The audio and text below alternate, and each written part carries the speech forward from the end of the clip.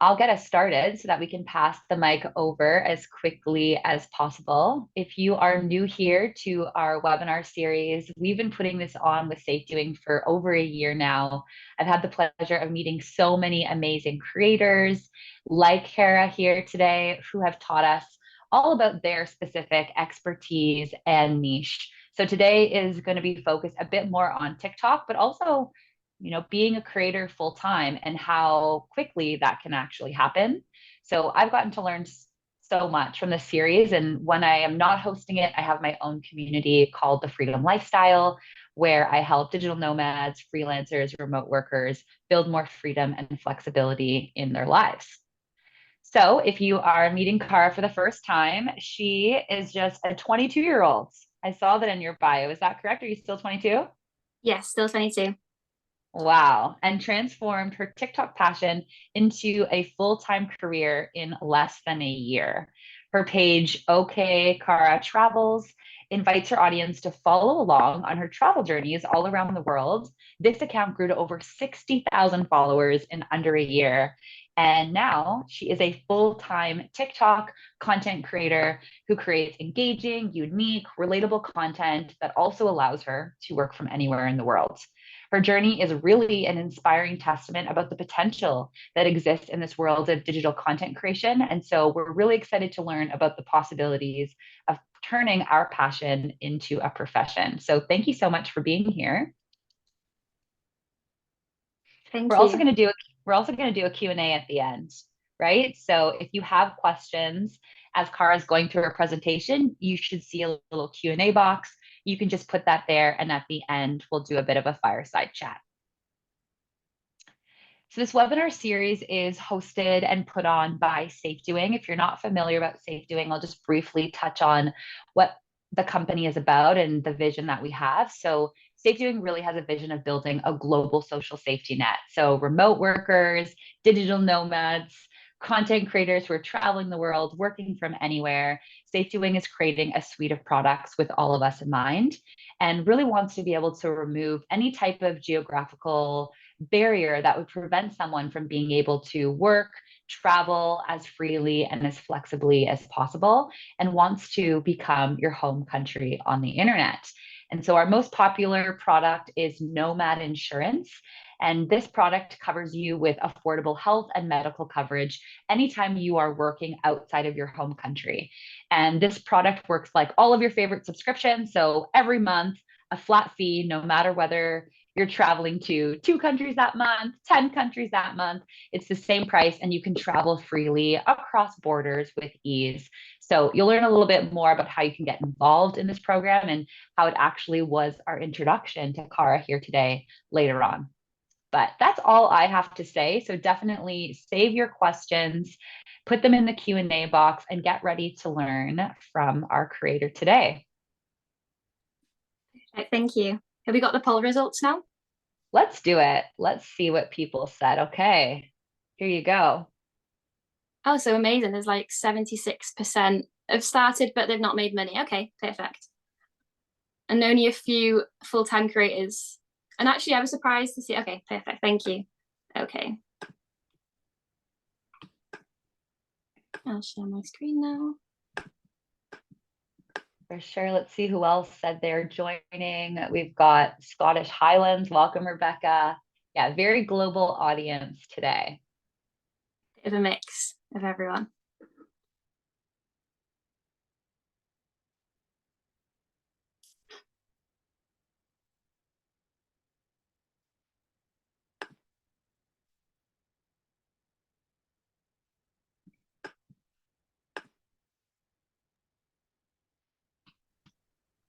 Perfect. That looks good. I don't know why you can see my little screen up there at the top, though, for some reason. There we go. There we go. Oh, yeah. Perfect. Okay, ready to go? Looks great. Yep. Yeah, okay. So thank you so much for joining, everybody. I'm not going to lie, this is my first ever webinar, so I'm a little bit nervous. But it's nice to see there's a big mix of different people here today. So thank you so much for joining all over the world. And I hope that a couple of you are also traveling at the moment and that this can help you on your travels. So my aim from today is to teach you all about a guide to earning money as a TikTok creator, because this is a big pinch moment. It's been a whirlwind of a year like an insane year, because as we mentioned before, I've only been doing this for a little while. So like, what we're going to try and cover today is kind of how I started and how I grew my TikTok, the business mindset and the different income streams and how I earn full time. So I know that I have already been introduced very quickly, but I'll just introduce myself very, very quickly as well. So if you've not met me before, hi, my name's Cara. I'm 22 years old and I'm from North Wales. So I'm fluent in Welsh and in English. And I am a full-time content creator. So basically what that means is I run a TikTok page called OK Cara Travels. It currently has over 73,000 followers and I earn full-time from that. So that is my only source of income. I don't earn anything else other than through creating content. I successfully monetized my TikTok within a year. And as you can understand, by being a travel content creator, I am obviously very, very travel obsessed. And I predominantly spent 7 months in Southeast Asia, which is quite important to the storyline because that is kind of the content that I'm known for, like Southeast Asia tips and things like that. Okay, so the very first question that I literally always get asked is about my qualifications, where I've come from, my industry advice, what I've got my background in, because I think people assume that I've worked in the industry before, but I really haven't.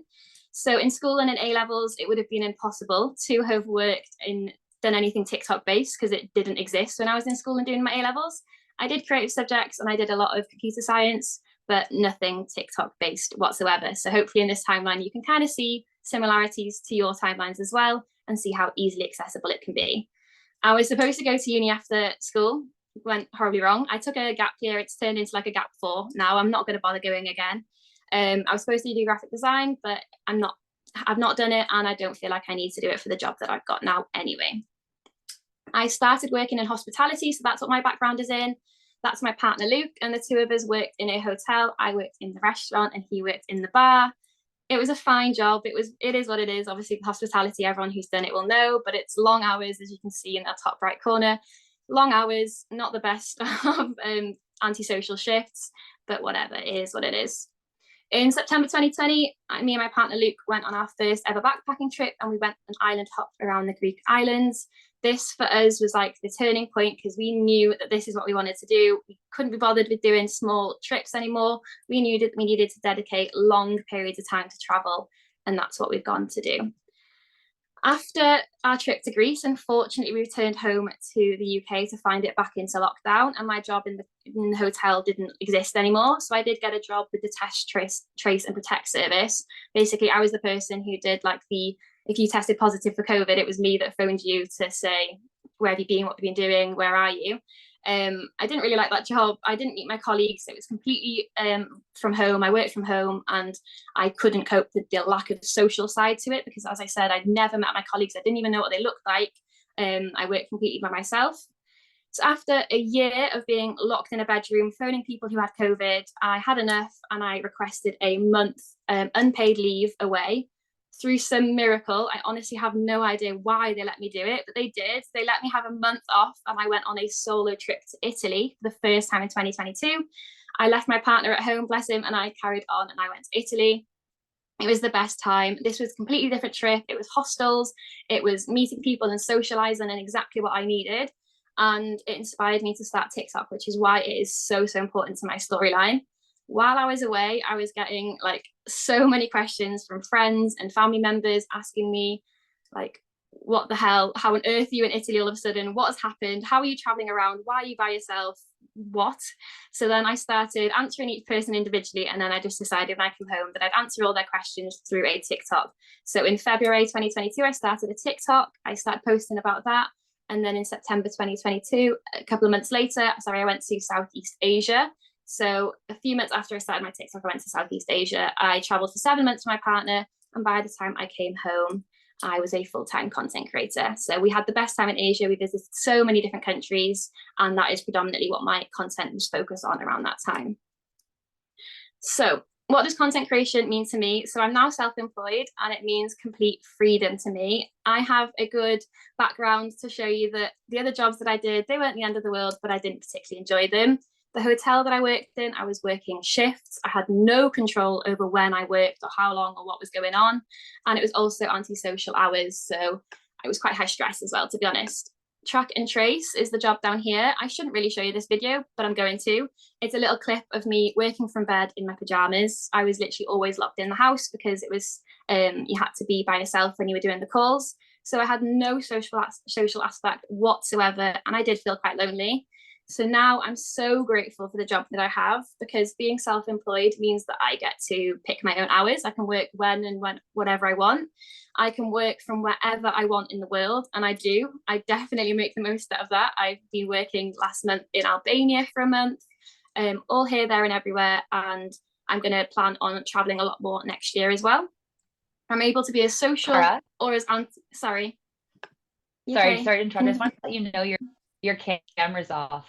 I don't know if you did that on purpose. Okay, no problem. Yeah, now I see you. You can see me? I can see you, but now I can't see your presentation. What a journey, though. Oh my goodness. Can you see me now? About that's perfect. The COVID line that you were working on. What a change from what you were doing to what you're doing now. Yeah, very big change. Amazing. Okay, so cool. So now what I do, we can see you now. Sorry, it's okay. Thank you. So now I'm able to be as social or as antisocial as I want. So if I want to be social, I can stay in a hostel. If I don't, I can go and bugger off and be by myself. I can work where I like, and I can work as little or as much as I want as well. So if I'm living somewhere with a low cost of living, I can work less. High cost of living, I can work more. Completely up to me. Okay, so the making of OK Cara Travels. As was mentioned before, OK Cara Travels is like my brand, and that's what my username was, and now my brand identity, and it's what's enabled me to live the life that I live now. So it's very important, and this is kind of the TikTok timeline and where it's all come about. So I did really quickly touch on it, and I'm going to go in a lot more detail, don't worry. So in February 2022, I posted my first ever video after coming back from Italy. You are more than welcome to go and scroll down, because I haven't deleted a single video. All of the horribly embarrassing videos that I posted right at the beginning are still up there. You just have to scroll down a little while. I'm not going to convince you to go and watch them because they were rubbish, but you can if you need to. And they weren't very good. I just posted things to trending audios. I didn't really know what I was doing.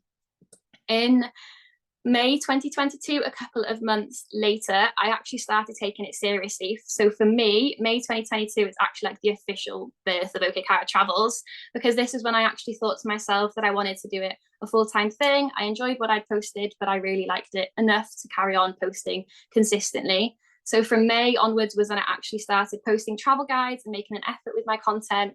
And I started posting consistently, where I posted most days. So my content looked a little bit different. In September 2022, as I mentioned, I went to Asia and I had the absolute best time. And that is just completely what overtook all of my content. Everything was guides, hacks, tips, tricks, completely surrounded by Southeast Asia. And that is where I got the majority of my following from.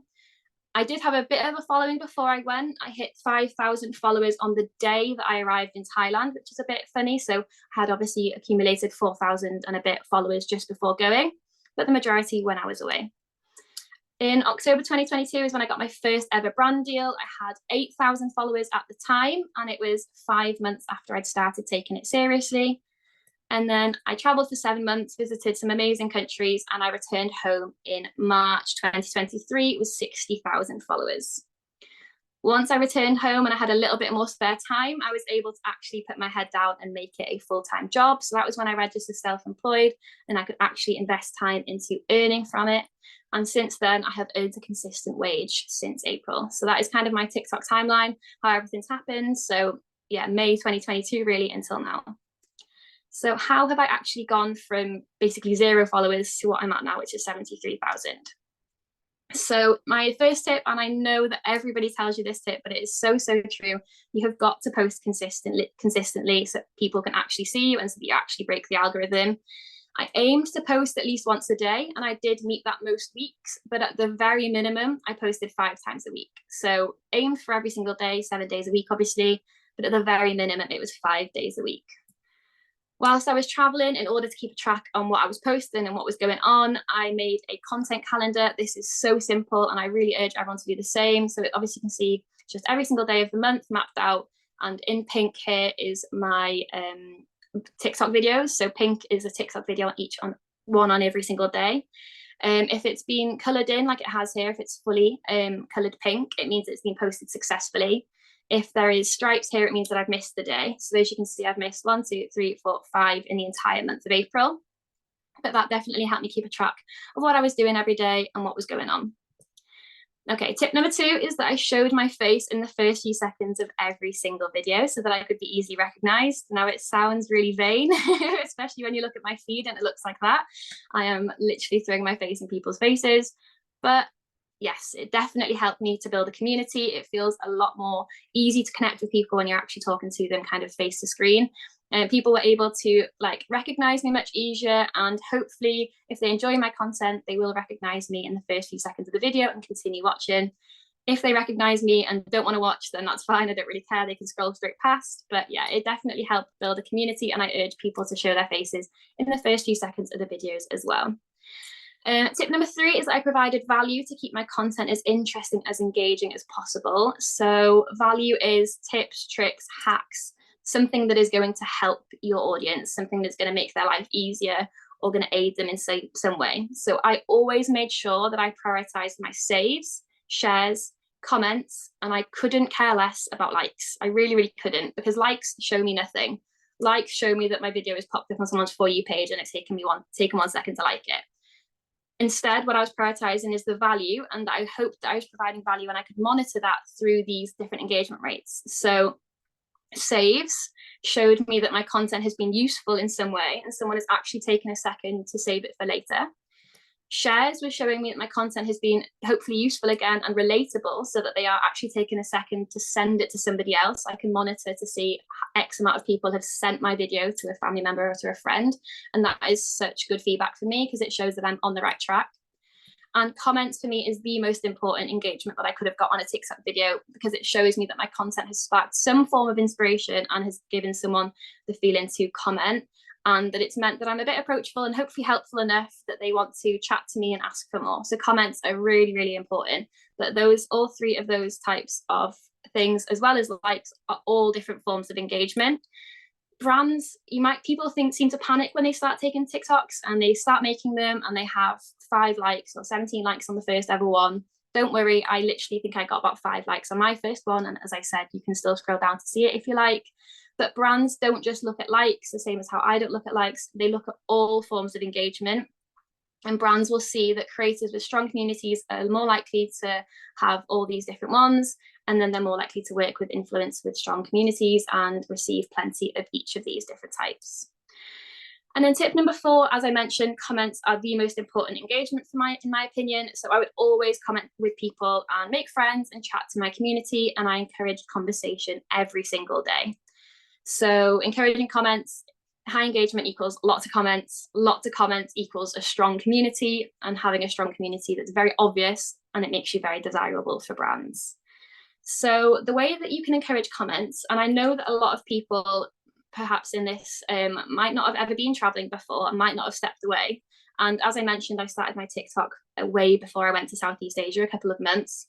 So I could never have stood there and said, this is my 10 top tips for Southeast Asia, because I hadn't been yet. I had no idea. So this is the sort of videos that I posted before going, and this is what kind of set me up with a good community before I even stepped on a plane. So I posted videos like this one, which is please help me. I've got no idea what I'm doing. I need to go and get vaccinations for Southeast Asia, but I have no clue which ones to pick. So this is the video that I posted, and it received amazing comments. I made the most out of the community, and I received 217 comments from that video, and every single one of them I replied to, I chatted to, I made amazing friends through that. And a lot of those people that commented on that type of video were the same people that continued watching me while I traveled and that I'm friends with now. So I think that if anyone is planning a trip and they want to do the same, which sets them up with a bit of a community before they step out on a flight, this is a really good way of doing it. This sort of video also does provide value, because as you can see, 43 people have still saved it, not because I've provided any value, because I didn't. I stood there with no idea what I was doing and I'm asking my community for help, but there is value in the comments. So people were saving that video for later to get the value from the comments. So I hope that makes sense in encouraging comments as much as you can in videos like that. And then encouraging conversations looks a bit like, instead of someone would comment, great video, or this is awesome, whatever. I don't just put thanks, because that just stops the conversation dead in its tracks. Instead, I would answer with a question and try and encourage them to reply to me and have a conversation with them, and maybe even chat to them in DMs or whatever they would need to help them with their trip. Okay. I want to also maybe touch on the fact that people get a bit discouraged with getting 17 likes at their first ever video or whatever, similar to me. I want to kind of explain the unimportance of going viral and how it really doesn't matter. I cannot drill this into enough that the most important thing is community. And if someone took my TikTok away from me tomorrow, it doesn't matter, because I've still got a fantastic community. These are people that I've met through my TikTok, and that can never be taken away from me. People that I've traveled with for months and months on end, or people who are also content creators like Tasha and Sarah on the right, who are also content creators and I met up with and traveled with for a month. So that is the most important thing, and the best thing that you can take from it. If you don't earn a penny, at least you've still got ways of connecting with people. The unimportance of going viral as well is so important, because brands don't care, as I mentioned, and I earned money from very, very soon on. As I said, I earned money from 5 months. So it took me 17 videos to get my first video with 1,000 likes. It took me 100, I was actually quite baffled when I was editing this. It took me 122 videos before I got a single video with over 10,000 likes. So that's 122 days of filming, editing, uploading, answering comments, talking to people, working, and not getting anything with any great results over 10,000 likes. And it took me a full year to get my first viral video. So that's anything basically over like 800,000 views and above. 1 full year. And as I said, I was earning from 5 months onwards. So it really, really, really doesn't matter. I'd started making money before this, and community is so, so much more important. Okay. I had showed you my TikTok timeline before, so let's just have a little bit of a look into the first 2 times that I said that. So I did mention that I've got 2 separate start dates: February 2022, when my first ever physical video was uploaded onto my account, and my taking it seriously in May 2022. I want to kind of explain the mindset shift and what's gone different in this time period in between. So in February, I kind of thought to myself, everyone's posting funny TikTok videos. I want to do the same. Let's post a few little jokey videos to trending audio. I don't know, have a mess around. Who really cares? But I decided I quite enjoyed the idea of posting videos. I quite enjoyed the creating of them and the process of it. So I decided that I was going to shift my mindset over to the idea of, no, actually, I'm not just creating silly little TikTok videos anymore. I'm actually going to start a small business, and I'm now a small business owner. So that was the shift, that I decided that I'm now a small business owner, and I'm going to start taking it seriously. This helped immensely with my confidence. The vulnerability of posting yourself online doesn't get lost on me. I was terrified when I first started posting videos. I had this idea that everyone was talking about me in my community and that everyone was taking the mick. But as soon as I got this mindset shift of having small business in my head instead, I decided that who cares? Because there are so many people from my community and places, and people from school or whatever, who have started small businesses, whether it was a hairdresser, an electrician, selling Etsy items, whatever. That's just quite a normal part of life and a normal part of growing up. So for me, doing my TikTok and deciding that a travel content creation is a small business helped me get to that same mindset as well, and helped me realize that I'm not too different from what everyone else is doing at my age. So it really, really helped my confidence. Okay, so now that I've done that mindset shift, what does a 21-year-old do when she wants to start a new business? Well, it's really simple. She just Googles it. There's not much more to it. I didn't go anywhere crazy. I just Googled how to start a business. Well, for me, it's obviously 2022. For you guys, it'd be 2024. And that was the route that I went down. I could have easily Googled how to start content creation, how to start a TikTok, but no, I decided it was a business, and that was the structure I was going to use. So Google told me, wise words of Google. Google told me, number 1, I need to define my business goals. So that is your why, what, your who, and your how. This seems weird. It seems weird to do things like this for content creation. It does. You don't just start a TikTok page and start writing business goals on a piece of paper. It doesn't really happen, but every other business does it. So why aren't we? If I was a hairdresser, electrician, whatever I did, I would have these thoughts going through my mind.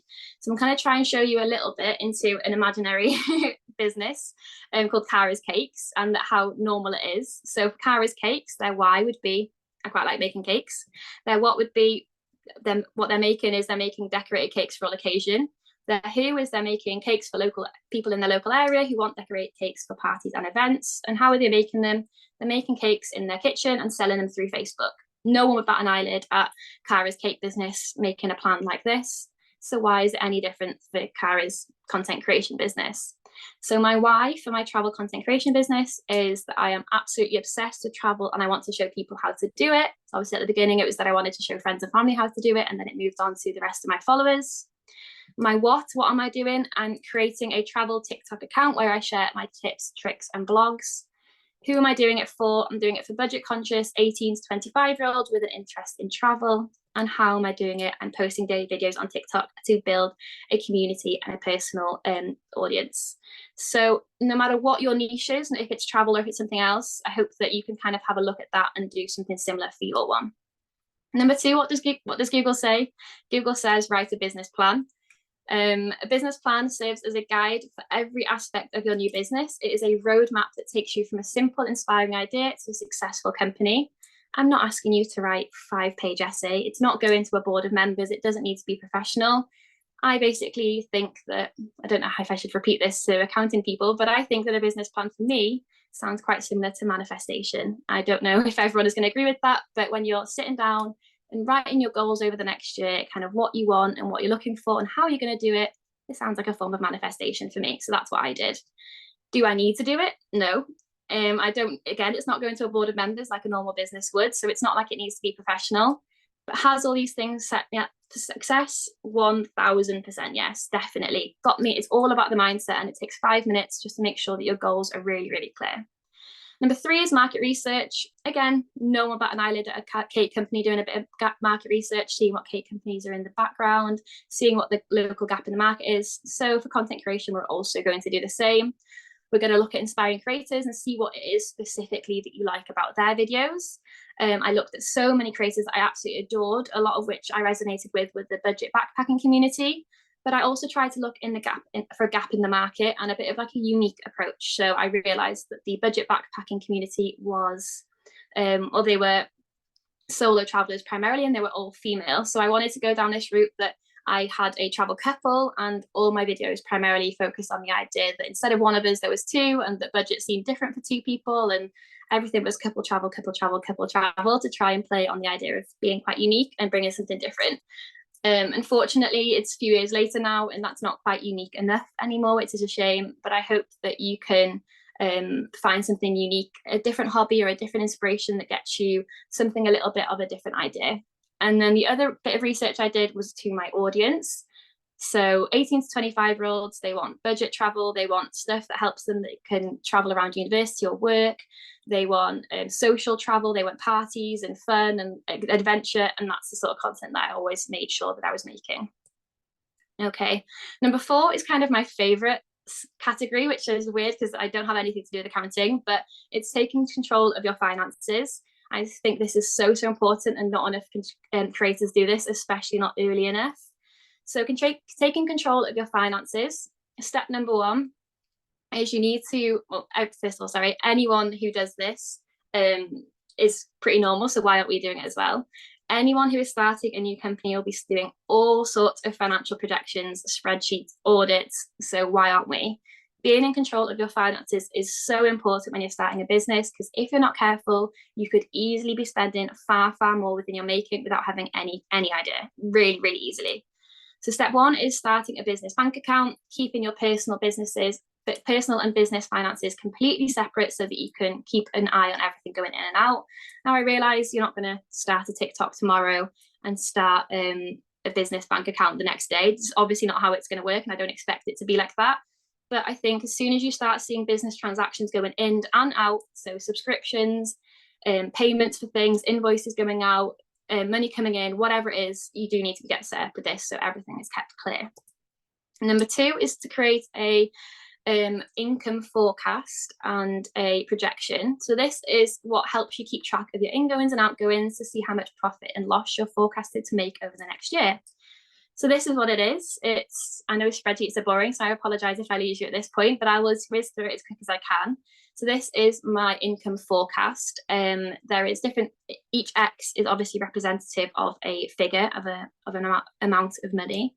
So on the top left corner in green here is the ingoings. So this top section is entirely ingoings. So you list every single ingoing that you go here, and then the total in pink. Down here is all the outgoings. So all this is everything coming out of the account. You list everything here and the total in pink. And down the bottom is the calculations. So in order to figure out your net profit, you need to be taking the total outgoings out of the total ingoings to figure out what you're left with and what should be left in your balance at the end. You'll notice in the outgoings here, there is something called drawings carrot. That's basically my wages, because I pay myself a consistent wage to my personal account every month. Up to you what you want to pay. And obviously it depends on the ingoings and outgoings of your account and what you can afford to pay yourself at that time. But hopefully after paying myself, in theory, it doesn't happen straight away, but in theory, you should have some left over for your business at the end. So you're welcome to screenshot that and use that for your account at whatever point. And I think these slides will be available afterwards as well if you do need to, but I think this is so important. Okay, I haven't had a spelling error. I do notice that it does say January at the top. This is something that I do for October, what the month we're in now. Obviously I am writing down in real time what I'm earning and what's going in and out, but I'm also doing it about a year in ahead. I'm not spreadsheet mad. I just absolutely love doing things like this. So January forecast is what I think I'm going to make in January. It's not just random figures that I'm plucking out of midair. It's having a bit of a look at what I'm spending, what I'm making this month, and I'm hoping to make at least that in January, if not a little bit more. And I'm forecasting that, and I forecast that for the entire year so that I can actually see what OK Cara Travels is due to make over the next year. Again, it's only me, it's a one-man band. It's only me doing this business. It's only for me and to keep an eye on things. It's not like I have to submit it to a board of members, but it definitely helps you keep track of everything. Number 5 is investing. Every business invests. So Cara's Cakes, it would be essential to make cakes that they need a mixer and a bunch of different baking stuff. I don't even know what that stuff is, to be honest. So what is OK Cara Travels going to do? I'm going to have to make some form of investments. I do know that. And I showed you my timeline before. I don't have any qualifications. I don't have any industry experience. So my first investment is going to be into my own knowledge. I know that I don't have enough knowledge, so I need to invest in myself. So the first thing that I did was I signed up to multiple college courses in my local college. I completed social media strategy for beginners, social media and digital marketing, and smartphone filmmaking techniques. These were 3 college courses that were in my local college in Wales. I'm sure that there will be local ones for you guys as well. And 1 out of the 3 was included on a grant, but the other 2 I paid for out of pocket. These were integral for the way that I've made my living now, because honestly, without them, I wouldn't have known half the stuff that I do now, and they were so helpful. So definitely consider investing in your own knowledge as well if you're thinking about something like this. Another thing that I did was I had one-to-one calls with other creators. So those creators that I mentioned before, I had a look to see if they offered any one-to-one calls, and I booked quite a few with them. And basically that's where you pay for time with them. You can ask them any questions you want and they'll give you like their tips and tricks. And this is something that I do now offer. So if anyone is interested and would like to chat to me, and I can go through a bit more of like a personal recommendations for you and personal ideas, then let me know and I can book you in for a one-to-one with me. But that was what I did personally for investing in my own knowledge. The next investment that I made was time. So I suppose in theory it's free, but it's not, because time is expensive.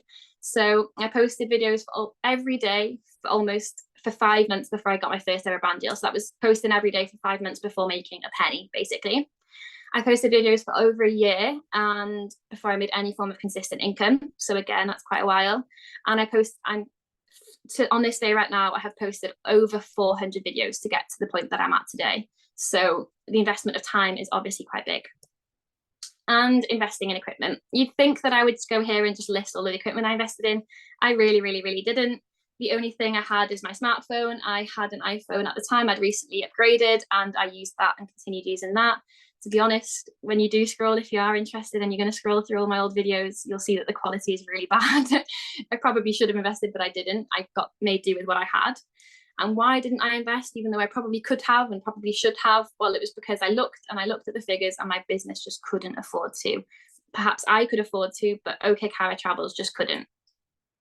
So I wanted to give a little bit of a disclaimer on how not to invest, because I don't want people to take from this that I'm telling them to go and buy this, that, and the other because Cara told me to. No.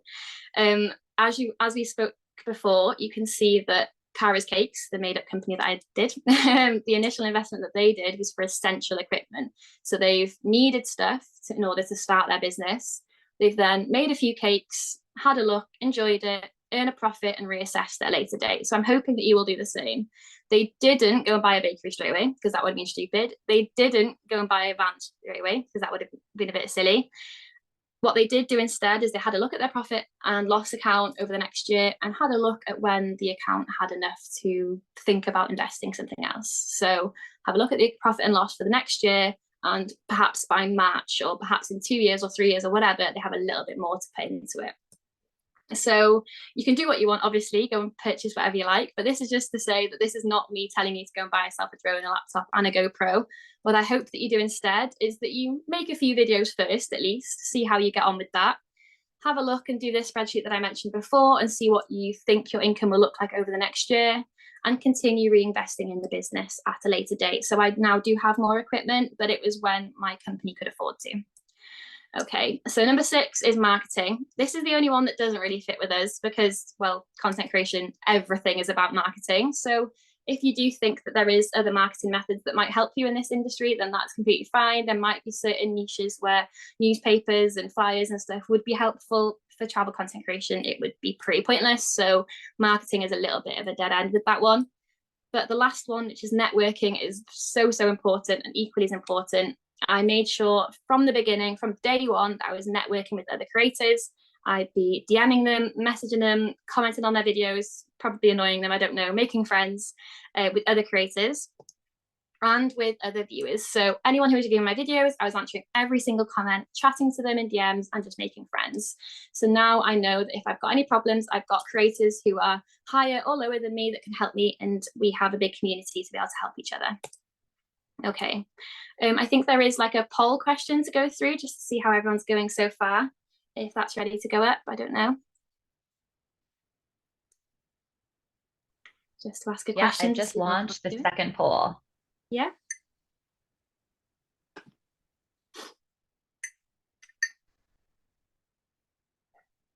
So it's just to assess a little to see on how your change might be into content creation after you looked at it like this. Like, have you ever thought of it as a small business before? And would you now? Because as I mentioned, so many people do content creation, and yeah, I don't think this is thought of in this way. Awesome. I'll close the poll now and share the results with you. Okay.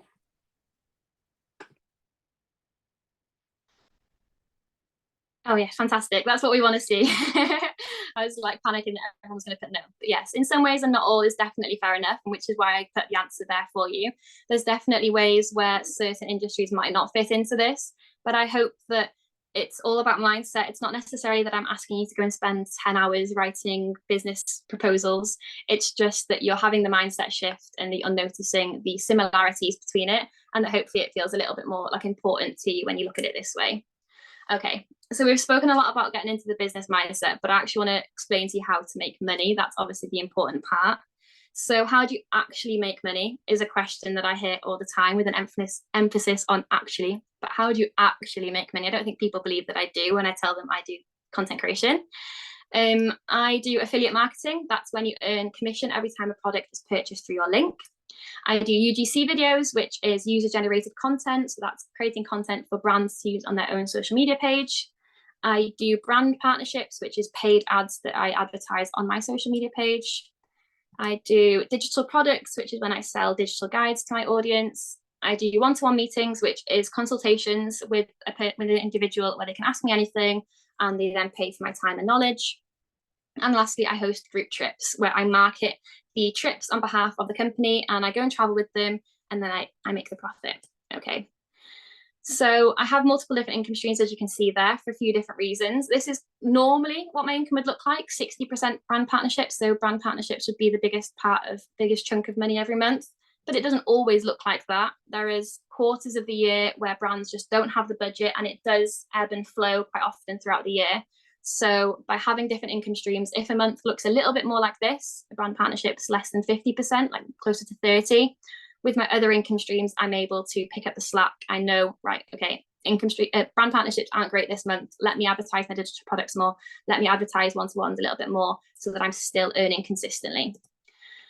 I don't think people realize you can earn as early as you can, but you can. You can start earning from zero. So with 0 to 5,000 followers is when I started affiliate marketing. Affiliate marketing, as I mentioned before, is when you start, when you advertise a product and you earn commission through a link. And it's no joke that the first company that I started this with was with SafetyWing. I was due to go to Asia and I knew that I needed travel insurance. So I signed up to SafetyWing straight away, and then realized that they did an ambassador program, and I signed up to the SafetyWing ambassador program. I think that there will be a link put into the chat if you would like to sign up to the ambassador program as well. But basically, you can just sign up online. It asks for a bit of information from you, like your name, and then a bit of information about your social media page. I think I has about 4,000 followers when I started. And it now sits in my link in my bio, and I consistently earn income through that, completely passively. I don't really, unless when I advertise it, it's quite passive now. Okay, so that's SafetyWing affiliate marketing. I also do Amazon affiliate marketing, which lots of people are aware of. It looks like this. It takes a bit of time to set up, but it does definitely make it worth it in the end. And again, it's completely passive after I do it. So what you need to do with affiliate marketing, and the reason you can do it from day 0, is because you can just go around your house, find random things that you enjoy and you love, and just Google to see if they have an affiliate program. So I literally knew that I was going to enjoy SafetyWing and search SafetyWing affiliate program. And I found out that they had one. I signed up and I did that. But there are so many that you can do. 12 Go Asia I used all the time, and they have one, Skyscanner, Surfshark, and then you can sign up to agencies through AWIN, and you can just sign up online. It's really, really simple. It's a bit of a snowball effect because it starts off small, it does, if you're earning small income, but it definitely snowballs more and more as your following grows, and then you've got more passive income like I have now. Okay, the next thing you can do with 0 to 5,000 followers is UGC, also known as user-generated content. So this is when you create videos for a brand for them to use on their own social media page. So they're only paying for you for your skills and experience as a content creator, not for access to your audience. So you can start doing this from 0 because all you need is to have high quality filming and editing skills. You need to set up a portfolio, and you need to pitch to brands that you want to work with. Unfortunately, I'm not a specialized UGC creator. There are lots of amazing UGC creators online. And as you saw before, UGC is a very small portion of my earnings now, but it is a great way of earning an income from 0,000 followers. It's nothing to do with your audience. It's only to do with your filming and editing skills and the unique approach that you can bring to brands. With 5,000 plus followers, you can do brand partnerships. So Nano collaborations have so much power in them, and I truly think that no one appreciates how early you can start doing collaborations. Nano influencers typically have a smaller but more dedicated audience. People are actually more likely to be influenced and more likely to engage with your content than for people that are much bigger. This often results in a more authentic and genuine connection between the influencer and their followers. When Nano creators promote a brand or product, their endorsements feel more trustworthy and less like a paid advertisement. Not gonna lie, I didn't know this. So when I had 8,000 followers and I got my first ever brand deal, I had no idea what I was doing. I had 8,000 followers, I had an engagement rate of 17.5%, and I just did not understand the power at all. I think my aim had been to build up my community as much as possible, and I was like thinking in my head, right, when I hit 10, I'll think about doing brand collaborations. But they reached out to me and I was so unprepared. I didn't know what on earth I was doing, and I don't want the same to happen to you. So I really urge you to get your head around this and start understanding this way earlier so that you're not thrown in the deep end like I was. So getting collaborations kind of comes 50% from you being the person to reach out to a brand and 50% of them reaching out to you. It's completely equal. You need to kind of be on top of both. So ways to get collaborations. Number 1, concentrate on the quality of your videos. So to encourage them to reach out to you like I did, that person reached out to me before I was even ready because they seemed to find something in my content that they liked. So I hope that the quality was quite high, and that was what encouraged them to come and reach out to me. You need to keep up good engagement. So like we mentioned before, encouraging those comments like we mentioned in step 1, and encouraging them to engage with the likes, shares, saves, not just likes, everything else, or the whole parcel and the whole package. You do need to think about avoiding swearing and topics that would put brands off. I know that there's definitely brands that would be happy to work with anyone. It doesn't necessarily mean that if you do swear and if you do talk about different brands like alcohol and things like that, that they're not going to work with you. Definitely not. It's just that in order to get most brands, and they want influencers, they want creators that they can trust, and they can trust to avoid things like that. And then lastly, you need to pitch regularly to the brands that you love. And pitching is really simple. It's very similar to a job application, but you do need to be keeping a track of who you're pitching to and how often you're pitching to. And as I mentioned, don't let them devalue how important you are as a nano creator, because you're still so important to them. So just be confident when you're pitching to them. It's very similar to a job application in that your cover letter, when you'd apply for a job application, you'd be doing a cover letter. Well, that's the email that you're sending to the brand. It's highlighting your best assets to the company and how you want to help them. This is what I think I could do for you. This is how I think I could help. Exactly the same as a cover letter. The CV part of the job application is actually something called a media kit. So this is a document with all your social media analytics on it, and it's very similar to a CV. It's basically like OK Cara Travels' CV. And then your references. Super simple, exactly the same as a reference would be for job application. You send case studies of previous collaborations to show how your audience reacts to advertisements. The same amount of professionalism, everything very, very similar. Media kit, just to quickly touch on it, so simple. I don't think people realize if you go onto Canva and you literally search media kit, there is 244 templates that have popped up for me there. Just fill them out with all of your information, make it look as nice as possible and as professional as possible, and that's kind of all you need to start out. And then a case study. So I realized that a case study is pretty difficult to do if you've never worked with a brand before. So the one that I did personally was I did it with Bands Diving Resort, which is where I did my open water PADI certificate. Bands Diving Resort is, I worked with them. I did like a really small discount in return for a video. And as soon as I did it, I noticed that I was getting these comments and DMs of people thanking me for the recommendation. So for my very first one, all I did was screenshot those and send that to the brands to kind of show, listen, people actually listen to what I'm saying because they're going there, they're booking it, they're thanking me for the recommendation, and that works. It won't work forever, but it works for your first collaboration if you've not got any previous experience.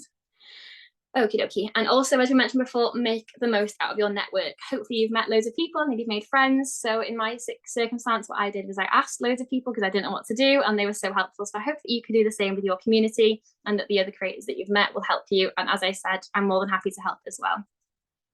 Now I do have a collaborations assistant. So in order to get a little bit of my time back, I've been able to relieve some of the pressure and have a collaboration assistant who now organizes all of my collaborations on my behalf, which is a great way. So don't worry that the workload doesn't keep going up and up and up. When you get to a certain point, you can delegate to other people. Okay, with 10K plus followers, you can start creating digital products. And the digital products that I did were Southeast Asia recommendations in the form of Google Map pins. So you can like download the pins to your Google Maps app. That's what I made of Thailand, Vietnam, Laos, and Bali. The way to do this is to kind of refer back to your previous skills that we spoke about before. So market research, so seeing what your audience would want. Finding a gap in the market, so something a little bit different. Don't just go and copy every other creator. You want something that's a little bit more niche, a little bit more different, something that's specifically going to encourage them to come to you specifically. You can ask your audience. You're not sure what they want, you can just reach out to them, put a poll on your Instagram story or on your TikTok, or ask them to comment and let you know what they're looking for, and have a look at what they're asking you for. If you're getting the same questions over and over and over in comments, that's your product, that's the answer. And then do your finances. Again, back to the finances. You need to do a break-even point. I love these things. So this is a break-even point. I'm sure you remember it back from school from years and years ago. Super simple. The white line there is what it's cost me. So it's going to cost me a set amount of fee because it's going to cost me my hours, how long it's taken me, any subscriptions that I've paid to, I don't know, I sell through Stan Store and that costs like £30 a month. So that's going to be added into it. The Google Maps subscription, anything like that. That's all set there. And then deciding the price depends on the break-even point. So I can see this one here is if I sell it for £19 a piece, it breaks even at 5 items. I sell 5 to break even. If I sell it at 13, it breaks even at 8. So you can have a play around with the pricing and see how many units you need to sell in order to break even. Exactly the same as how someone would if they were selling candles or cakes. Okie dokie. One-to-one consultation. So that's when I have meetings with people who come to me for advice on Southeast Asia or on content creation. Exactly the same. You're doing the same things as with the digital products. You're finding a gap in the market, finding something a little bit different, and you're making sure that you're answering questions that you're always getting. And then lastly, with group trips. This is something that's new to me this year. I've not done a group trip before. I'm due to do my first in February 2024. But the idea behind it is that basically I receive the trip and I go on the trip with 18 other individuals, and I make the profit from that. In theory, my whole idea and my whole job within this trip is to be the marketing team for the trip. So I have to sell the spaces, I have to encourage people to come, and then the company organizes everything else, like the insurance and the safety and everything. I just do the marketing and encourage people to go. It's a way of meeting your audience, which is fantastic and I can't wait for. And it's a way of seeing the world in a new way. I've not done group trips before, as I mentioned, so I'm very, very excited for it. So this is kind of a video that I've been making. My TikTok is kind of full of it at the minute because that's what I'm obviously trying to promote. My first group trip is going to be to Iceland on the 26th to the 29th of February. And it does go live tomorrow. So if you are interested, please feel free to DM me for more details if you'd like to come and travel with me to Iceland. The company that I'm doing it with is a company called Pot Packers. So please let me know if you do decide to also sign up to do group trips with them. It's a very, very exciting opportunity. It's a company founded by backpackers for backpackers. So they have budget-friendly group trips, but also really action-packed, which is like perfect for budget backpackers. So please do let them know if you come through me. So yes, I apologise that I have gone a million mile an hour, but that is kind of everything and how I've come to where I am. So thank you so much for watching. Diolch yn fawr and granda. And if you've got any questions at all, please feel free to, obviously we'll answer questions now in the few minutes that we've got left, or you can email me at any time and I'm more than happy to help. So yes.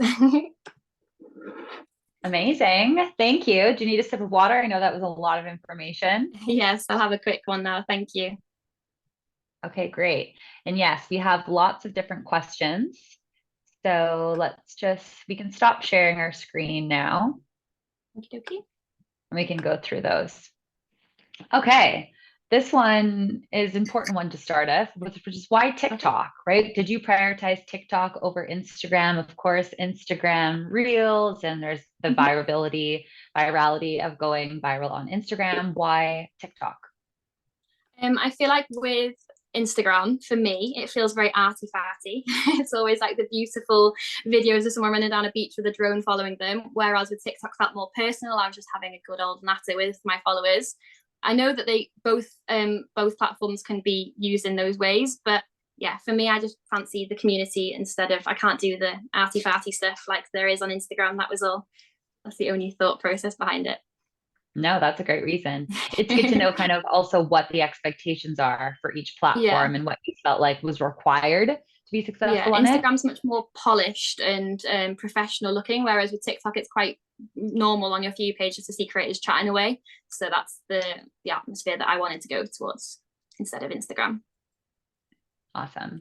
How do you fit in time to edit videos while traveling? Like you had a pretty robust schedule there. I know you have a content assistant now, but anything you could speak to in terms of time and making time for this? Yes, so definitely. So the collaborations assistant I have now I've only had her for three months. So everything before now has been just solely one-man band. You can definitely do it by yourself, but you do need routines. I relied on my routine so much. I reserved the evenings for my content. I explored all day every day, and then probably about 7 p.m. onwards I would just edit quickly and upload quickly and get that sorted in the evenings. That content creation calendar, the content calendar that I mentioned before, helped me immensely because my brain would just be far too full of everything to think about anything that I needed to do. But you've also got to think of the safety, and that's the reason I do that content creation calendar as well. If you are posting while you're traveling, you've got to think of the fact that you shouldn't be posting where you are at that time.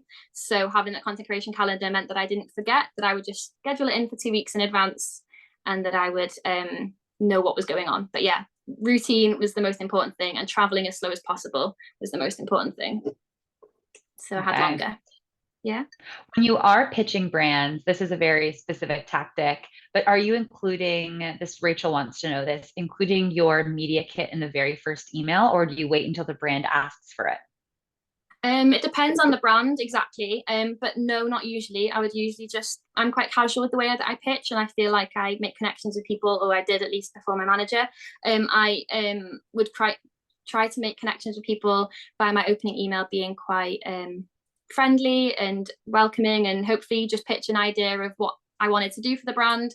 And then in the later emails, I would attach my media kit. Depends on the brand exactly. Sometimes they ask for it straight away, but no, usually a little bit later. Okay. And when you are setting rates with the brands, are there any benchmarks you're looking at where this is how much you know your content is worth? Are you changing that quote for the type of brand? How do you think about setting your rates? I try not to change my quote depending on the brand because I feel like everything should be priced equally. So my content is a set price no matter what brand wants to purchase it. I think the main way that I did it was by searching online, a bit of research into the category that I was in. So what people from 0 to 10K were charging, what people from 10 to 20 and so forth, so that I have a bit of a benchmark, that I'd know that if it was telling me online that people were charging up to 400 for 0 to 10, I wasn't going to go and charge 2,000, that I wasn't going to be ridiculous. But also the networking helped me immensely with picking my rates. We actually have a big group chat of content creators from the UK, and we'd all be able to help each other with what was fair, giving each other honest opinions on what we all think we should charge. And having that second opinion definitely gives you the confidence you need to be like, that is my price and that is what I'm charging, because you've checked it with other people and they also agree. That's a good follow-up for the question that Daisy had, which was about 10K plus followers was mentioned on a few of your slides. Do you feel like that's the threshold that you need to have, or you're mentioning 0 to 10K? Can you start pitching brands at any following? What would you say to someone who is maybe earlier stage and wondering if there's a specific number they need to hit? You don't necessarily need, no, as I mentioned, in my head it was 10, but I actually ended up having collaborations far before. They're not going to be consistent at 0 to 10, I don't think. You'll get great collaborations, but I don't think they will be consistent enough until you get a little bit past that benchmark. But definitely put yourself out there.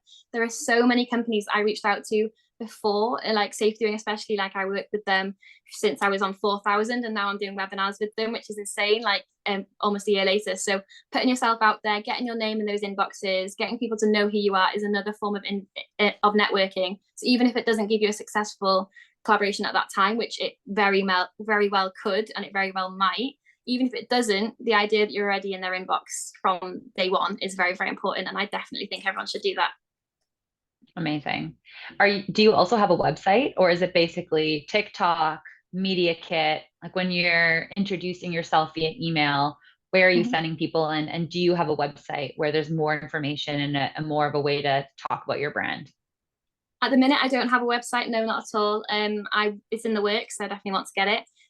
But no, I'm just directing people towards my TikTok. My portfolio is my TikTok. So I will highlight certain videos that I prefer and certain videos that I would like brands to see through my media kit. So there is examples of videos on there. But yes, if I'm going to go down the casual route of reaching out to a brand, it will include some form of link to my TikTok, maybe a couple of links to my favorite videos, and start off quite casual. Awesome. So yeah. Daisy has a very specific example, but I think this is relevant for a lot of people, where Daisy created a lot of content when they were traveling in Australia early in the year and has a lot of content from that trip, but now they're not traveling again for a few months. Is it okay if they're repeating the same content? How does a travel content creator solve for that when they might not be traveling full time yet? I know, definitely. This was a big problem that I had because I came back from this 7 months trip and I was like, oh, what do I do now? Because I don't know what people are interested in. In all honesty, you definitely can drag it out. I don't really agree with completely just reposting the same video over and over, but there are so many different ways that you can repurpose the same clips and the same ideas into slightly different forms of content. So if you've returned back from your trip, you can definitely make the most out of it and ask people, encourage engagement as much as you can. Say, I returned home from Australia. This is the time of year where I know lots of people are going to be going again. Is there anything that I can offer to help? Is there certain videos you'd like to see from me? And potentially, if you do get a lot of comments on that video, just keep duetting them, keep answering them, replying to them, and generate that sort of thing so that you're having that connection with people, because there's no point posting content if it's not what people are looking for. But you're actually really at the perfect time of year, because I know that a lot of Brits are going over to Australia over the next couple of months. So make the most out of the questions they're going to be answering and the answers that you have. Such great advice. Thank you so much, Yeah. Kara, for being so generous with your knowledge. You No covered worries. so much information in such a short period of time. I see a few people asking questions about actually maybe doing a webinar for SafetyWing or doing brand collabs with SafetyWing. Absolutely, please get in touch with us. You can send us a DM on Instagram. You're likely getting emails from Carlotta on our team. She's the head of all of our partnerships and relationships with all of our creators. So just shoot us an email. We're absolutely open to being pitched. And if you want to become an ambassador like Kara, we accept everybody. So you can easily sign up and start becoming an ambassador tomorrow and having an affiliate link. So on that note, I think we're going to wrap it up here. Thank you so much. I know everyone learned a lot. We have people staying to the very end, lots of amazing questions. So you encourage them to reach out to you if they have more questions on where should they get in touch. On my email, kara@okkaratravels.com, and I'll be in touch. Amazing. Okay. Thank you so much. Bye, Thank everybody. you. Bye. Bye.